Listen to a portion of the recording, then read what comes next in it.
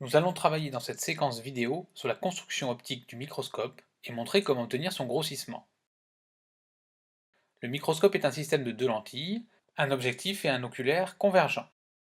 Et sa particularité tient dans le fait que les deux lentilles sont solidaires d'un même tube, leur position est donc fixe l'une par rapport à l'autre. On appelle intervalle optique la distance qui sépare le foyer image de l'objectif au foyer objet de l'oculaire. On observe dans le microscope un objet très proche du foyer objet de l'objectif. Celui-ci en fait une image intermédiaire. La mise au point du microscope consiste à placer cette image dans le plan focal objet de l'oculaire, ce qui permettra d'obtenir une image finale à l'infini. Ainsi, l'observateur n'aura pas besoin d'accommoder. Montrons la construction de ces images intermédiaires et finales. On commence par tracer le rayon qui passe par le centre optique de la première lentille, qui n'est pas dévié, puis le rayon qui part de l'objet et qui arrive sur l'objectif, parallèlement à l'axe optique. Il passe donc par le foyer principal image de la première lentille. L'intersection de ces deux rayons donne l'image intermédiaire. La mise au point permet à celle-ci d'être placée sur le plan focal objet de l'oculaire.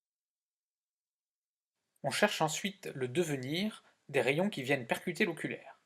On utilise alors le rayon parallèle au rayon incident qui passe par le centre optique de l'oculaire et qui n'est donc pas dévié. Il donne naissance au foyer secondaire image qui permet d'obtenir la direction du rayon émergent.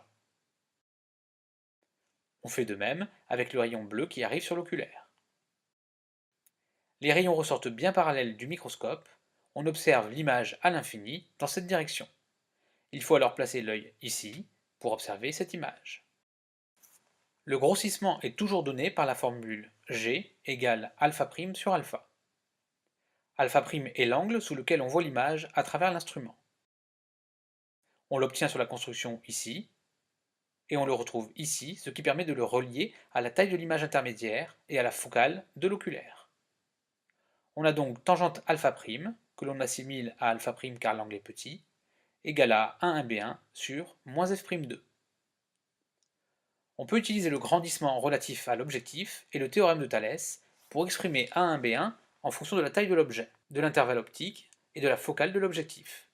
On a A1b1 sur AB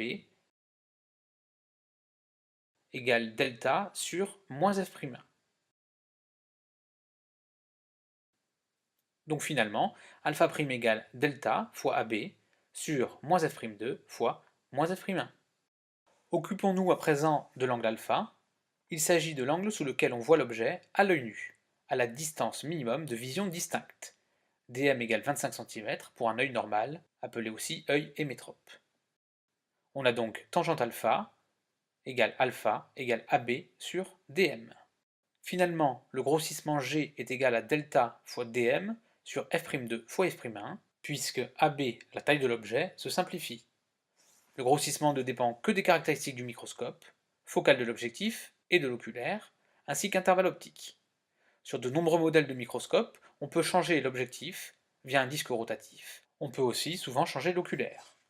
Le changement de l'objectif et de l'oculaire permet d'obtenir le grossissement adéquat pour l'observation d'un objet donné.